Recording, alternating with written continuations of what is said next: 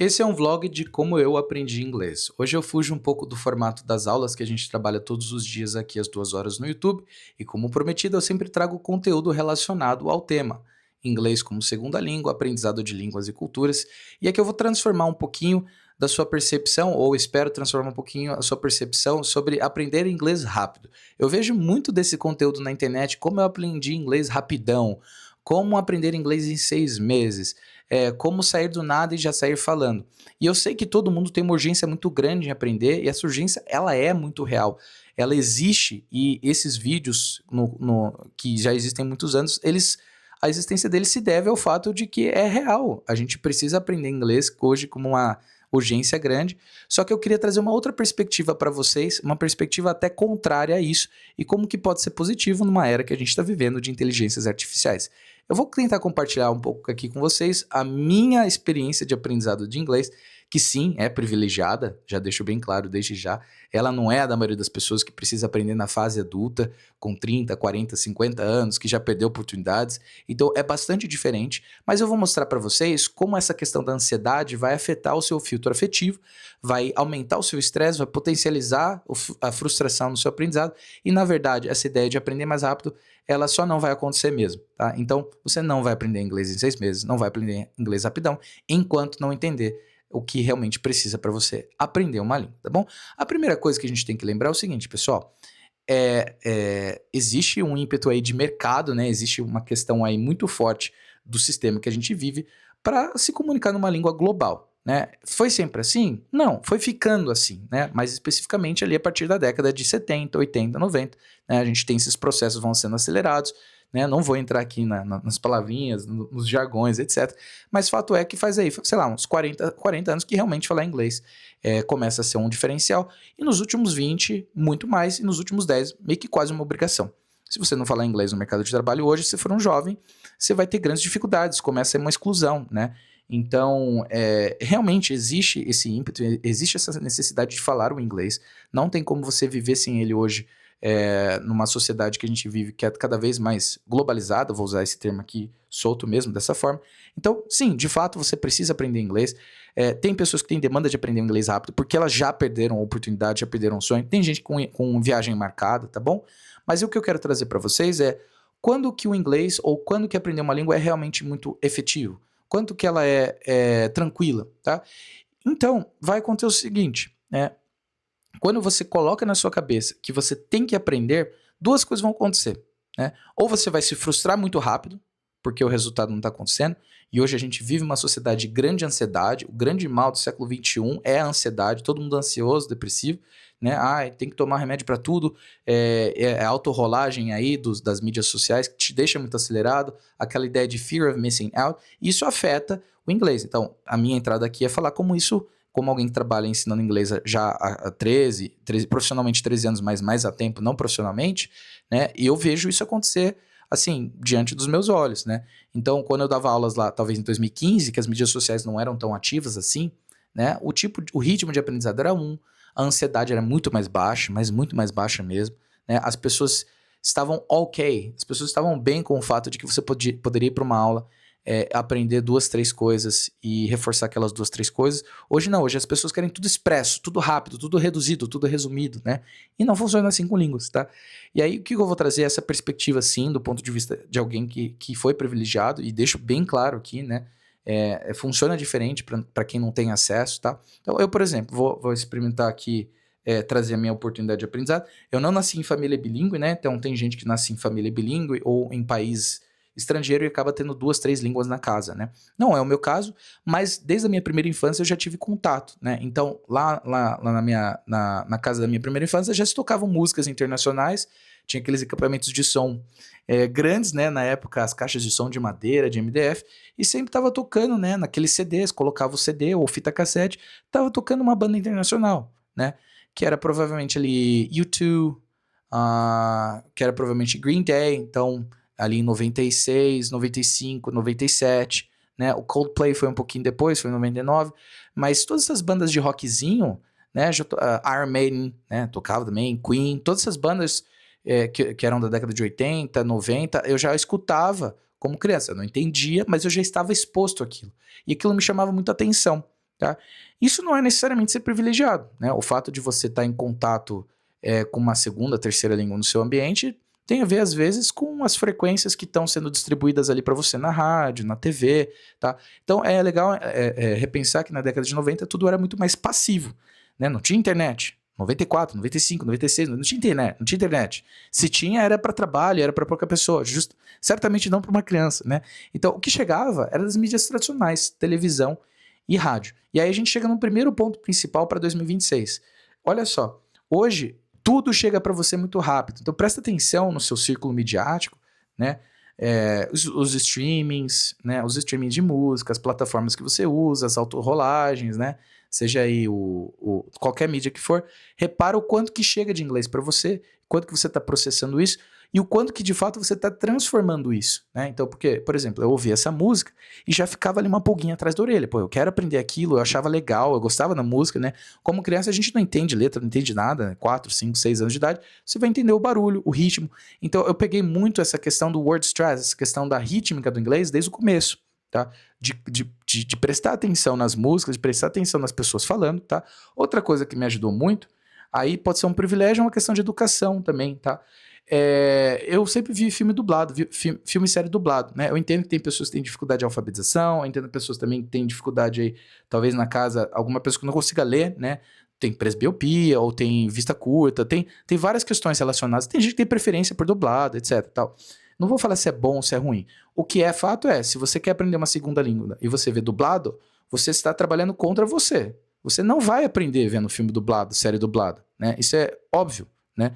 Agora, se você quiser consumir, não é problema meu, é da sua forma. Inclusive, eu acho que tem animes, tem desenhos que são muito melhores dublados, né? Eu acho que a forma de dublagem brasileira captura uma essência de cultura que tem vários elementos de nuances que são muito legais. Às vezes até o timbre de voz é mais legal, né? Então, por exemplo, tudo que o Guilherme Briggs faz é fantástico, é muito legal. Então, dublagem não é bom ou ruim, não é o ponto que eu estou tentando trazer. Mas no seu aprendizado de inglês, ela é objetivamente muito ruim. Se você está tentando aprender inglês e ver filme dublado, né? Se não tem nenhuma questão aí envolvida de impedimento, de obstáculo, se é só uma questão de decisão mesmo, se você pode decidir entre dublado e legendado, óbvio, né? Veja o legendado. Dublado você não vai aprender nada, né? Então, essa é a segunda questão que para mim sempre foi muito pertinente. Eu sempre vi coisa legendada, tá? E de novo, né? É importante pontuar que brasileiros têm uma dificuldade de entender isso. Não é ser melhor ou pior. O fato de você ler uma segunda língua não te faz um alecrim dourado. Não é isso, tá? O fato é que não é efetivo se você quer tentar uma segunda, terceira língua e se você não consome aquelas coisas na língua original, tá? Então você tem que consumir na língua original. Então, isso é hoje, acho que hoje volta full circle, assim, não full cycle, full circle, que é um problema de as pessoas usarem a IA até para dublar vídeo, né? O YouTube já tem aquelas ferramentas, né? Eu tô falando pro YouTube, o YouTube vai captar minha fala, por exemplo, né? Que o YouTube já tem aquelas questões de você usar o dublado, né? De você já ter dublagem automática, que é uma ferramenta também. Mas aquilo é para conectar pessoas, conectar povos. É algo positivo, por exemplo, para quem não tem essa capacidade não tem esse objetivo, perdão, de estar aprendendo uma segunda, terceira língua. Agora, para quem tem, você tem que desligar esse recurso, por exemplo, né? Já não é interessante para você. Você quer ter um recurso que você efetivamente pratica, tá? Então, quando eu aprendi lá em 96, 97, 98, 99, não tinha nada disso. Eu nem sabia escrever. Então, tudo que eu quero trazer para vocês é do ponto de vista de percepção. Então, a percepção sua é muito importante. O ouvir é muito importante. Enquanto você não calibrar, não ajustar a sua escuta, fica muito difícil. Se você vê filme dublado, você nunca vai calibrar. Então, se você quer aprender uma boa orientação, se quer aprender um inglês, uma segunda língua, uma boa orientação é consuma o conteúdo no original, né? Parece óbvio, mas precisa ser dito, né? E aí, claro, tem jeitos, né? Você vai colocar a legenda no seu idioma original, vai aos poucos, vai vendo trechos. Tem um método para isso, né? Não é só põe tudo em inglês, põe tudo em francês, põe tudo... Não é isso, né? Mas, objetivamente, consumir dublado não vai te ajudar em absolutamente nada, né? Você vai pegar, no máximo, uma referência cultural visual. Mas, né, você quer falar, não é muito pouco para você, tá? E aí, uma coisa que eu queria compartilhar é que eu calibrei muito esse ouvido antes de começar um curso livre. Então, essa sim é a parte do privilégio, né? Eu tive o privilégio de fazer um curso livre. Esses cursos aí de mercado, qualquer um deles que você quiser falar o nome aí, da década de 90, começo de 2000, eram cursos tradicionais de segunda ou quarta, terça ou quinta, que uma criança ou um adolescente ia lá, pegava o materialzinho, colocava debaixo do braço, ia para a escola, ficava uma hora e meia. Mas aí eu vou trazer dois aspectos, tá? O primeiro deles é que lá atrás, vai ficar um vlog longo, não tem problema, tá? Lá atrás, em 2000, as mídias eram muito escassas. Então, eu lembro de fazer downloads ilegais. Eu lembro de ser um navegador dos mares digitais. De coisas, por exemplo, um videoclipe que você baixava no Kazaa, no LimeWire e coisas assim. Ficava o dia inteiro baixando. O dia inteiro. Nesse intervalo, era o intervalo que eu tentava procurar a letra daquela música. Que eu procurava alguma informação sobre a ficha técnica daquele álbum, né? Mesmo que eu tinha 10, 11 anos, era mais comum na época você ver um CD. Não era uma coisa bizarra assim, tipo, hoje as pessoas procuram muito menos ficha técnica do que antigamente, né? As pessoas só querem consumir hoje, não querem nem saber de onde o conteúdo vem. Então naquela época tinha uma questão de atividade versus passividade, né? Então, outro aspecto importante do seu aprendizado é você perceber o quão ativo você é em relação a ele. Tudo chega para você ou você chega até ele, né? Então, essa é uma questão que eu acho que também é fundamental. Não espere tudo, 100% das coisas chegarem até você. Vá você e busque, né? Uma das coisas que mais me ajudou foi ter um vínculo afetivo com aquela língua que eu queria aprender. Eu queria aprender não por uma urgência de mercado de trabalho, né? Com 10 anos, 11 anos, 12 anos, você não tem essa urgência, né? Você não deve ter, com 11 anos de idade, uma urgência do mercado de trabalho. Com 27, você tem. Com 30, você tem. Com 40, você já tem e já até perdeu oportunidades. É diferente. Então, essa é a parte do privilégio que você aprende como adolescente. Que muitas pessoas também acabam aprendendo como na adolescência e também não aprendem efetivamente, tá? Então, eu tive essa oportunidade grande de aprender no começo e eu peguei essa oportunidade, não deixei ela passar, do aprendizado no inglês. Né? Tô aqui até hoje com isso, né? Então, realmente é transformador. Então, não deixa que uma coisa que é transformadora da sua realidade, que vai mudar a sua vida efetivamente, se você é um developer, se você... Não deixa isso ser 6 meses. Vai mudar a sua vida? Leva a sério isso, né? Que demore 2 anos, 3 anos. É o tempo que tem que durar as coisas. Não fica acelerando para 6 meses. Não vai dar certo. Não dá certo. Esse negócio de 6 meses aí só aumenta do ponto de vista pedagógico. Mercadológico, não me importa se alguém anuncia que 6 meses dá certo. Estou falando do ponto de vista pedagógico. Você está substituindo toda uma experiência de transformação de realidade do seu gosto musical, das suas referências cinematográficas, das séries que você gosta, da literatura que você lê. Né? Hoje eu leio tranquilamente qualquer livro em inglês. Tá? Talvez não os de poesia mais pesados, mas também eu não leio nem na minha língua materna os de poesia. Né? Eu leio muitas coisas na minha língua materna, mas eu não leio Camões. Né? Não vou ler esse tipo de coisa, assim. Então, no inglês eu me dou hoje ao sabor de pegar um livro qualquer da literatura inglesa e saborear, e ler. E é fantástico. E é isso. E se trata disso, né? Você transformar a sua realidade. Não é para você pegar esses 6 meses, fazer um curso expresso e colocar lá no LinkedIn. E aí as pessoas vão tentar conversar com você, você não consegue conversar. Né? Então, eu vejo uma perniciosidade, uma periculosidade, uma coisa meio constrangedora nesse negócio de aprender rápido. Daqui a pouco tá em 3 meses, aprende inglês em 3 meses. Né? Então, não é isso. Né? E pessoas que vêm nessa fúria, nessa esteira de aprender, são as que não aprendem. São as que acabam perdendo tempo. Compra curso, vende curso. Compra curso, vende curso. Compra o curso, larga o material, porque nunca tem a consistência, nunca tem o segmento. Né? Tem muito estresse relacionado aí. Então, coloca na sua cabeça. Não põe prazo para aprendizado do inglês. Quanto tempo? Não põe prazo. Quanto tempo? Não põe prazo. Não põe prazo. Você vai aprender quando tiver que aprender. É sensível ao que você está fazendo. Se você tem uma expectativa de 6 meses de aprendizado, mas você não pratica nada, você só chega no final de semana e vê uma série de 20 minutos, você não vai aprender em 6 meses.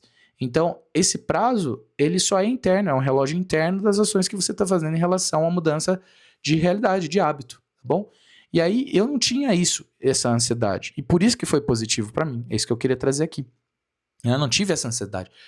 Aprender inglês para mim foi uma coisa muito prazerosa, eu gostava. Eu fiz amizades, né? Eu tive referências muito boas também, mesmo o método sendo, sei lá, ok, qualquer coisa, potato, patata, qualquer coisa, o método, eu tive referências muito boas, tanto de pronúncia como culturais, né? Tive professoras e professores legais que já tinham na sua bagagem, jovens, né? Jovens ali de 20 e poucos, 21, 22, 23, já tinham alguma experiência, seja internacional, falavam muito bem, o sotaque, assim, um dos professores que eu tinha, que inclusive virou meu amigo depois, ele tinha morado 9 anos nos Estados Unidos, né? Tinha morado lá no estado de Ohio.